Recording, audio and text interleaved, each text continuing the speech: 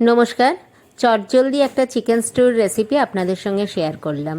আপনার পছন্দ মতো সব সবজি কেটে রাখবেন, তারপর প্রেসার কুকারে তেল গরম করে প্রথমে হালকাভাবে চিকেনগুলো ভেজে নেবেন, তারপর সমস্ত সবজিগুলোকে দিয়ে দেবেন।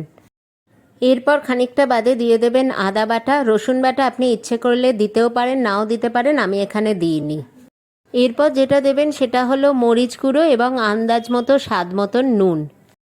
এবার আর একটা ওভেনে তড়কা প্যান বসিয়ে তার মধ্যে সাদা তেল দিয়ে গোটা গরম মশলা, যেমন ছোটো এলাচ, লবঙ্গ, আমি দারচিনিটা দিইনি, দারচিনি গুঁড়ো আমি দিয়েছি, একটু গরম করে নেবেন, নিয়ে এই স্টুটার মধ্যে ঢেলে দেবেন।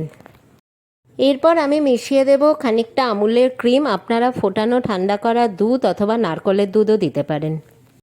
এরপর আন্দাজ মতো গরম জল দিয়ে প্রেসার কুকারের ঢাকনা বন্ধ করে দিন, 2টো সিটি পড়লে নামিয়ে নিন। স্টু তৈরি।